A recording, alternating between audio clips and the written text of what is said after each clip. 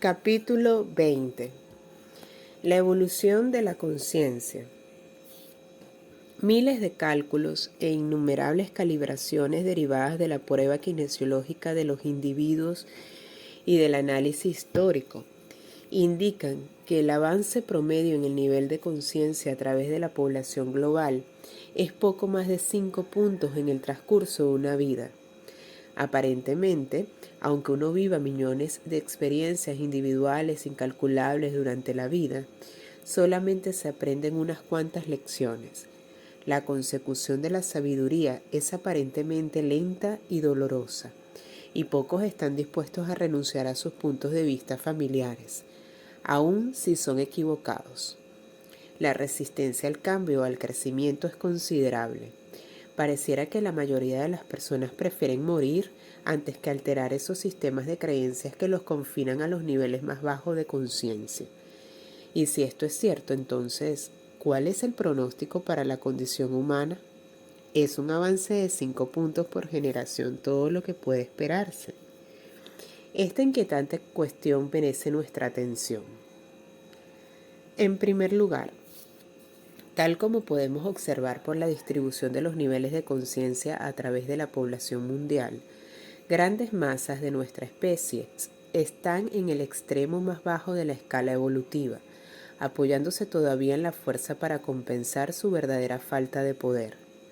Las culturas individuales más avanzadas muestran una mayor variación.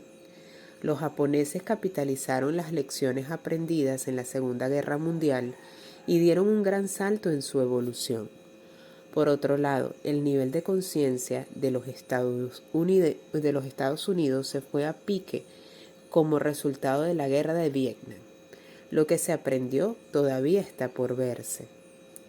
Desdichadamente, nuestras diversiones tienden a aprovecharse del sensacionalismo emocional y por lo tanto gravitan hacia la violencia. El asesinato es el tema común cada noche en la televisión familiar, recibiendo nuestros hijos una dosis mental y permanente del crimen. Los estadounidenses han aprendido a disfrutar de lo grotesco, y mientras más extravagante, mejor. La crueldad y la devastación se han convertido en el status quo. En la ciudad de Phoenix, Arizona, una iniciativa requería que los niños recibieran permisos de sus padres para llevar armas.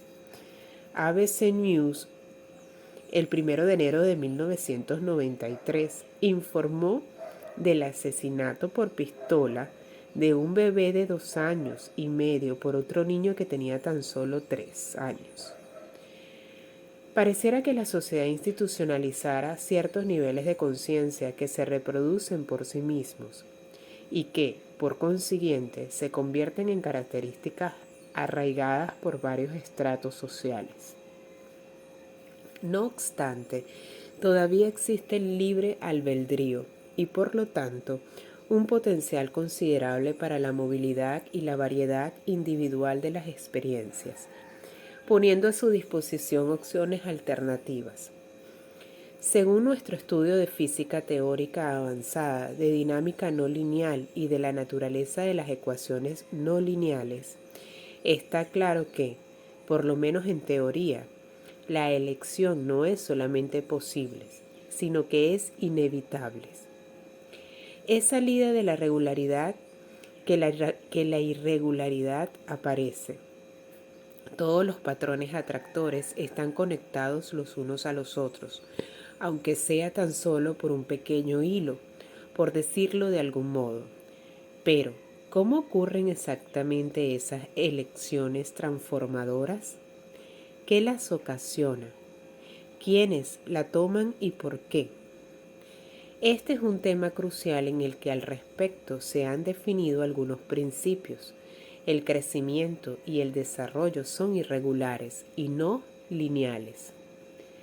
Prácticamente no se sabe nada sobre la naturaleza esencial del crecimiento o de ningún proceso de esa naturaleza para esta materia. Nadie ha estudiado nunca la naturaleza de la vida misma, solamente sus imágenes y consecuencias. Simplemente no han habido las matemáticas adecuadas para comprenderla. Las ecuaciones diferenciales lineales nos brindan aproximaciones, pero no la esencia. Cuando somos testigos del simple brote de un capullo o de una hoja, maravillas increíbles son realizadas a través de una hechicería intrínseca de la cual no conocemos absolutamente nada. Como es comúnmente observado, el crecimiento tanto individual como colectivo puede tener lugar de repente o muy lentamente. No está limitado por restricciones, sino por tendencias. Innumerables opciones están abiertas a todo el mundo todo el tiempo, porque las personas desean que el contexto de esas opciones sea atractivo. El rango de opciones personales está ordinariamente limitado por nuestra propia visión.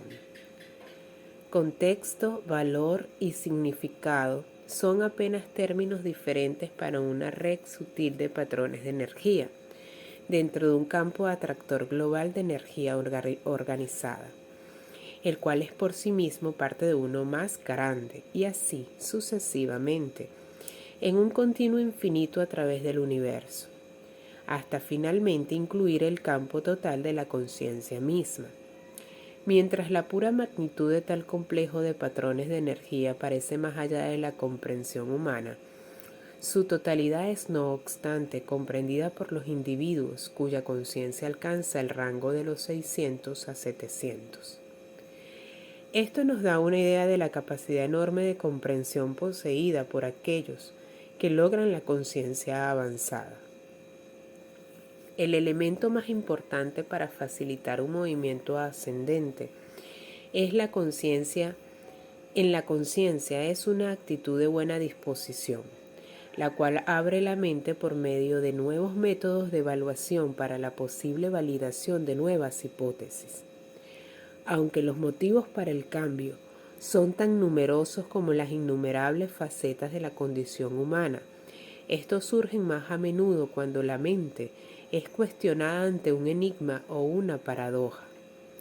De hecho, ciertas disciplinas, tales como Zen, crean deliberadamente tal obstáculo con el fin de valerse de él para lograr un salto en la conciencia. En nuestra escala de conciencia hay dos puntos críticos que permiten mayores avances. El primero es a 200, el nivel inicial de empoderamiento. Aquí surge la voluntad para dejar de inculpar y aceptar responsabilidad por las propias acciones, sentimientos y creencias, en tanto que la causa y la responsabilidad sean proyectadas fuera de uno mismo. Uno permanece en la clásica actitud impotente del victimismo. El segundo es en el nivel de 500, el cual es logrado al aceptar el amor y el perdón sin juicios como estilo de vida, ejercitando la amabilidad incondicional hacia todas las personas, cosas y eventos sin excepción. En los grupos de recuperación de los 12 pasos, se dice que no hay resentimientos justificados. Aun si alguien lo hirió, usted tiene aún la libertad de seleccionar su respuesta y dejar que el resentimiento parta. Una vez que uno logra este compromiso, su percepción evoluciona y comienzas a experimentar la visión de un mundo diferente y más benigno. Inicialmente es muy desafiante entender que esas actitudes pueden alterar el mundo que uno experimenta y que hay numerosas maneras válidas de experimentarlos. Pero, como cuando se observa un holograma, lo que uno ve depende completamente de la posición desde la cual uno lo ve. ¿Qué posición asume la llamada realidad? De hecho, este es un universo holográfico. Cada punto de vista refleja una posición que es definida por el nivel de conciencia único del observador.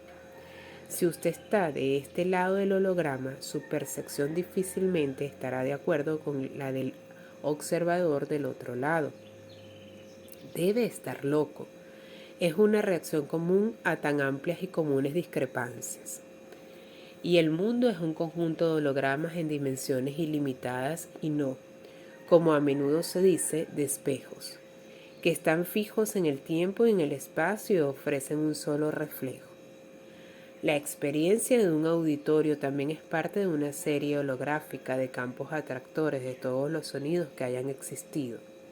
También el mundo físico es palpable. Tiene textura, color, dimensiones y relaciones espaciales tales como posiciones y figuras.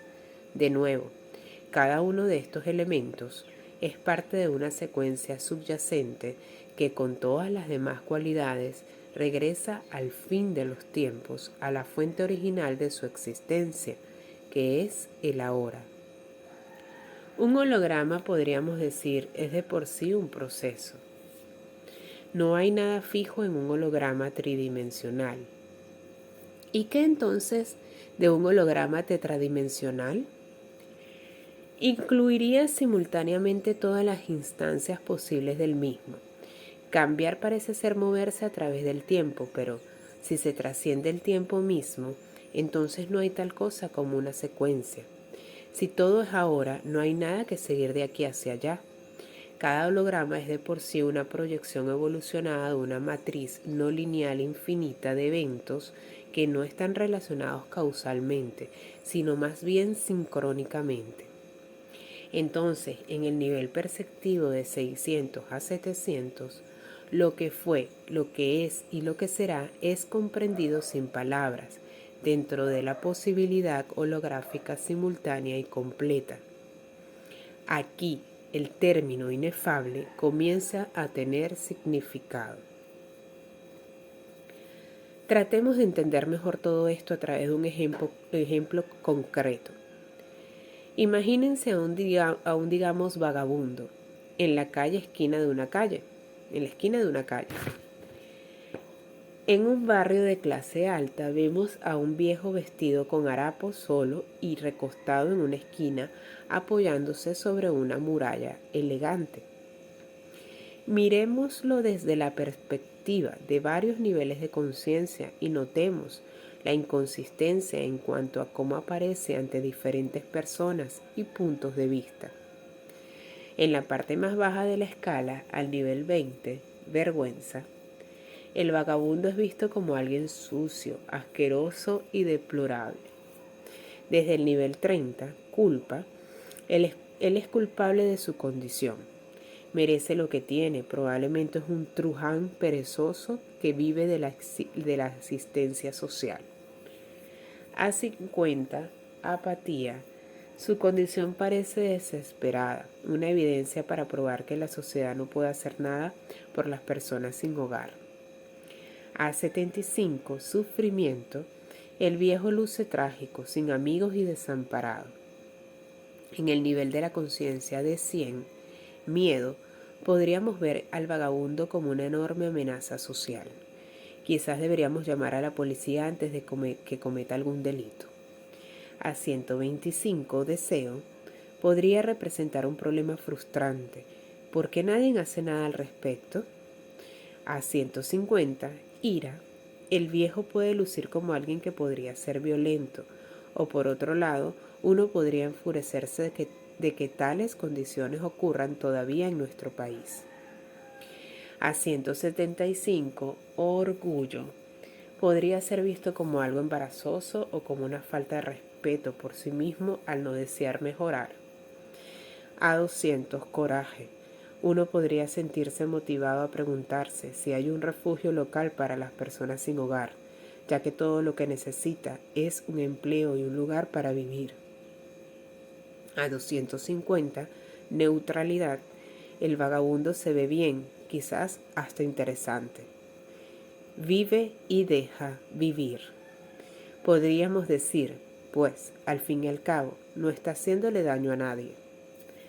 A 310, voluntad, podríamos ir a verlo y tratar de animar a esa persona en esa esquina. Tal vez podríamos sentirnos motivados en hacernos temporalmente voluntarios en algún refugio local. A 350, aceptación, el hombre en la esquina parece intrigante. Probablemente tiene alguna historia que contar y debe estar ahí por razones que tal vez nunca entendamos. A 400, es el resultado de un síntoma de la debilidad económica y social, o quizás un sujeto excelente para un estudio psicológico profundo, digno de una subvención del gobierno. En los niveles más altos, el viejo comienza a parecer no solamente interesante, sino además amistoso y hasta adorable. Tal vez podríamos ver que de hecho ha sido alguien que ha trascendido los límites sociales y está libre. Podría ser un viejo alegre con la sabiduría de los años en su rostro y la serenidad que proviene de la indiferencia hacia las cosas materiales. A 600, paz, Él se revela como nuestro propio ser interior en una expresión temporal. Cuando uno se le acerca, la respuesta del vagabundo a estos distintos niveles de conciencia varía según ellos. Con algunos se sentirá seguro, con otros asustado o rechazado. Algunos los disgustarán, otros le encantarán. Evitará a unos y a otros los recibirá con agrado. Y por eso se dice que nos encontramos con nuestros espejos. O sea, que la manera en la que esté nuestro nivel de conciencia decide lo que vemos. Es igualmente cierto que al haber tomado ese constructo sobre la realidad que tenemos ante nosotros, reaccionaremos ante ella de un modo previsto desde el nivel de que observamos. Los eventos externos pueden definir condiciones, pero no determinan el nivel de conciencia de la respuesta humana. Podemos tomar la escena más literal de nuestro sistema penal como un ejemplo. Colocados en un ambiente idéntico y extremadamente estresante, los diferentes reclusos reaccionan en formas extraordinariamente acordes a su nivel de conciencia. Los prisioneros cuya conciencia está al nivel más bajo de la escala a menudo tratan de suicidarse en la cárcel. Otros se vuelven psicóticos y algunos se vuelven delirantes. Otros caen en el abatimiento, rehúsan hablar y dejan de comer. Otros se sientan con la cabeza entre sus manos tratando de esconder sus lágrimas incipientes de dolor. Una expresión común es el miedo, que se manifiesta por medio de la paranoia o del servilismo evidente. Otros prisioneros reaccionan con un grado muy alto de energía dirigida como rabia.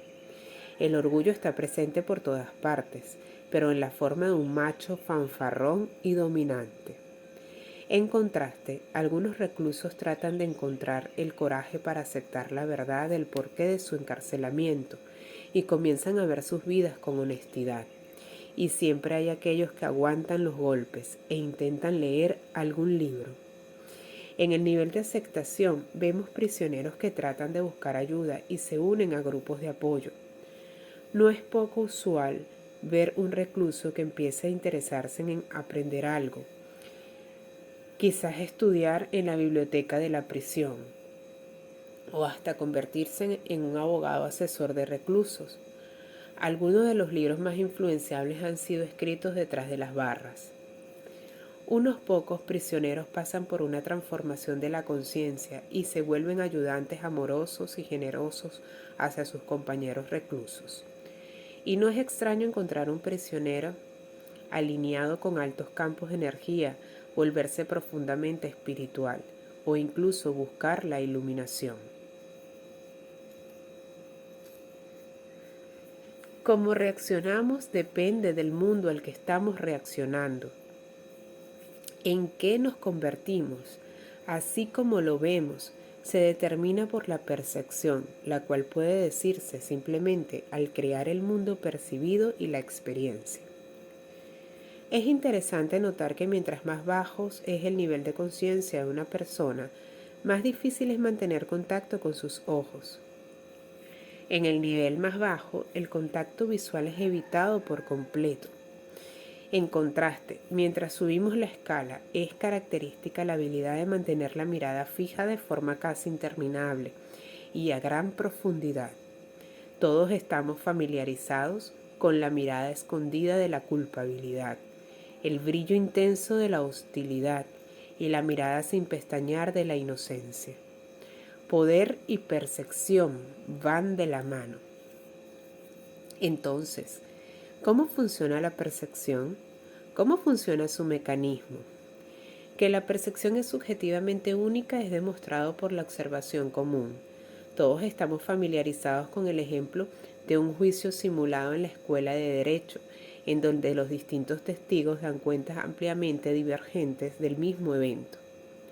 El mecanismo de la percepción es como un teatro de cine en donde el proyector es la conciencia misma. Los formatos de la película son los patrones de energía atractores y las escenas en la pantalla son el mundo que percibimos y que llamamos realidad. Podríamos decir que las configuraciones de la película son los campos atractores ABC de la mente y que las escenas en la pantalla son el A conlleva B y el B conlleva C, observado como el mundo de los fenómenos. Este esquema ofrece un modelo para un mejor entendimiento de la naturaleza de la causalidad, la cual ocurre en el nivel de la película, pero no en el nivel de la pantalla. Como el mundo aplica rutinariamente sus esfuerzos a la pantalla de la vida en el nivel A conlleva B y B conlleva C, estas conductas son ineficaces y costosas. La causalidad deriva de los patrones atractores de los niveles de energía, los ABC de las configuraciones impresas en la película de la mente, las cuales son luego iluminadas por la luz de la conciencia. La naturaleza de la pantalla de la conciencia, su patrón de pensamiento, percepciones, sentimientos y memoria, es la consecuencia del entrenamiento de los campos de energía atractor que la dominan. Tenga en cuenta que este dominio es voluntario, no es impuesto, sino que es el resultado de nuestras propias elecciones, creencias y metas. Por consenso, nos sincronizamos con un patrón que implica estilos específicos de procesar e influenciar nuestras decisiones de acuerdo al juego de valores y significados que las acompañan. Lo que parece como una muestra de información importante y emocionante desde la perspectiva de un nivel personal, puede parecer aburrido o hasta repulsivo a otro nivel.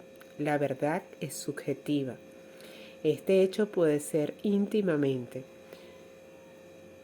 La elevación actual de la ciencia al estatus de un oráculo infalible es una expresión de nuestra propia compulsión insegura de sentir que existe algún tipo de mundo mensurable, universalmente predecible y objetivo allá afuera, al cual podemos confiarnos. Pero, al trascender las distorsiones emocionales de la percepción, la ciencia misma crea otra distorsión conceptual debido a la limitación de sus parámetros. Por pura necesidad, la ciencia debe retirar los datos de su contexto con el fin de estudiarlos. Pero al final es solamente el contexto lo que le da a los datos su completo significado o valor. Si arribó el eventual descubrimiento de que puede llegarse a la física teórica avanzada desde cualquier campo organizado del conocimiento humano. Mientras más detallado sea el análisis personal de la estructura de lo que está ahí afuera, más se descubre que lo que uno está examinando es, de hecho, la naturaleza de los procesos intrincados de la conciencia, la cual está verdaderamente siendo originada desde el interior. No hay nada verdaderamente ahí afuera, distinto a la conciencia en sí misma. La tendencia habitual de creer lo contrario es nuestra ilusión fundamental. Es una vanidad de la mente humana, la cual tiende siempre a ver su sujeto transitorio como mío. Objetivamente se puede ver que los pensamientos realmente pertenecen a la conciencia del mundo. La mente individual apenas los procesa en nuevas combinaciones y permutaciones. Lo que se ve como pensamientos verdaderamente originales aparece solamente por medio de los genios y se siente invariablemente por sus autores como encontrados u otorgados, pero no creados. Podría ser el caso de que cada uno de nosotros es único, así como no hay dos copos de nieve iguales. Sin embargo, seguimos siendo tan solo copos de nieve. Todos heredamos la condición humana de la mente en nuestro no solicitado nacimiento. Para trascender las limitaciones de la mente es necesario destronarla de su tiranía como único árbitro de la realidad. La mente vana otorga su huella de autenticidad en la película de la vida que esté viendo en ese momento. La naturaleza misma de la mente es la de convencernos de que su punto de vista único de la experiencia es la real y lo genuino. Cada individuo siente secretamente que su experiencia particular del mundo es la correcta. En nuestra discusión sobre los niveles de conciencia, podemos notar que una de las desventajas del orgullo es la negación. Cada mente se empeña en la negación con el fin de proteger su supuesta exactitud. Pero esto solamente engendra la fijación y la resistencia al cambio, lo cual previene a la conciencia promedio de avanzar mucho más de 5 puntos en un espacio de vida. Los grandes saltos de conciencia siempre están precedidos por la claudicación del yo sé.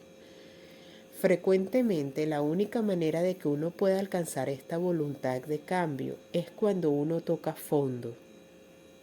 O sea, cuando uno se queda sin opciones en el curso de una acción hasta su final, ante el fracaso de un sistema de creencia inútil.